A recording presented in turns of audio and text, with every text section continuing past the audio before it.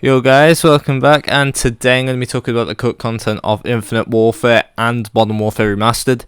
If you enjoy, please like and subscribe, and before we get into it, I'd like to say thanks to the support of my last video, and thanks to my sources, which are mostly, anyway, the Cutting Room Floor and the COD Wiki. So yeah, let's get into it. First, we have weapons. Well, there isn't too many, but we have the ACR, the melee, the Riot Shield, the FMG9, and finally an unknown weapon called the ARACC. I spelt like that intentionally just so it'd be easier for people to understand. Next, equipment. First we have Barrier, which when fired at teammates gave your team light armor. Foam Wall, which was featured in the multiplayer reveal trailer but was cut.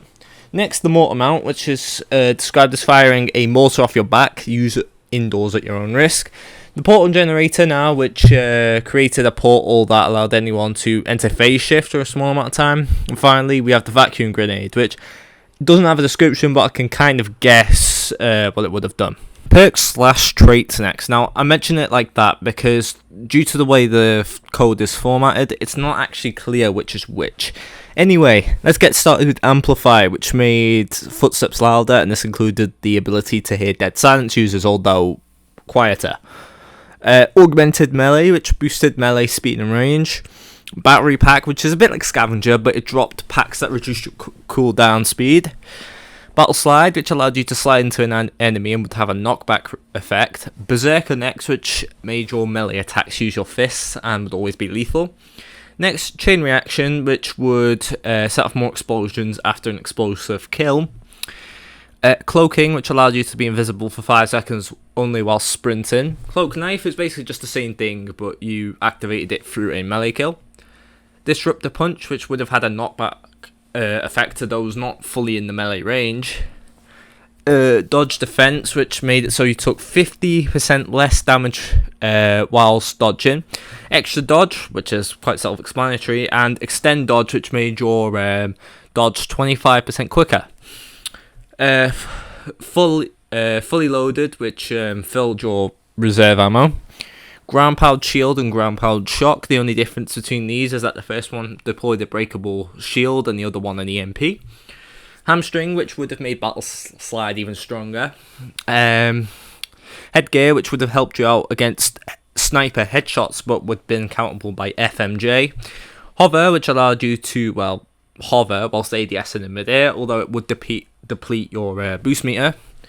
There is Hunter, which has no information about it. Passive Camo, which activates when you are being detected by enemies and would last about 4 seconds. We also have Phase Shift and Phase Fall. The latter allowed you to phase shift while sliding, and the former would zap you to the ground if in midair. Power Cell, which is basically just restock from the recent Modern Warfare games. Prone Mastery, which increased your movement speed whilst prone. Ready Up, which decreased your sprint out speed. Score Streak Pack, which was like Scavenger but dropped, Score Streak Packs. Sit Rep, which allowed you to detect equipment. Sleight of Hand, which increased your reload speed. Suppression, which prevented your boost jump from coming up on the radar. Teleslide, which allowed you to teleport the distance instead of sliding. Thief, which is like the aforementioned augmented melee, but after a kill you would get the victim's primary weapon. Wall Cloak, which allowed you to cloak whilst wall running. And finally Wiretap, which made it so you could use enemy UAVs. God, that was a lot. If you stayed through that, well, thank you, but God, that went on for a lot longer than I thought it would be. Anyway, payloads next, where we have Niagara, which is basically just batteries, War Machine, and BO3. We also have Siphon Wave, which fired a blinding wave which increased armor with each target hit. Overcharge, which increased damage for non-explosive weapons. Stealth mode, which gave you all stealth perks for a limited amount of time, and a suppressor for your gun. Dash Now, which allowed you to, dash in midair. Optic Wave, which allowed you to briefly see others through walls. Multi-Visor, which gave you the thermal visor. Phase Visor and Sit Rep for 10 seconds. Prism, which made light bend to create a hologram which would run ahead of you. And finally we have Siege Mode, which would have made you a stationary turret with a lot of armor.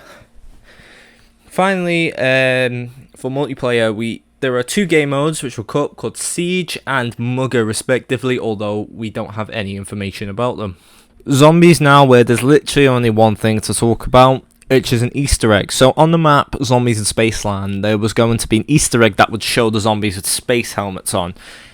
It is still in the game, but was moved to round 6000, which is impossible to do legitimately, and it's unclear how the Easter egg would have been performed. So on to Modern Warfare Remastered, where we have not too much to talk about. First, weapons, where we have the Galil, the PP2000, the Striker, the M240, more specifically the unmounted version, as the mounted version is in the game, and the Tribal Staff, which 100% wins the award for the best name. Attachers now, all familiar faces, so we have the heartbeat sensor, akimbo, thermal scope, long barrel, the tactical knife, the extended mags, the variable reflex sight, and the underbarrel shotgun.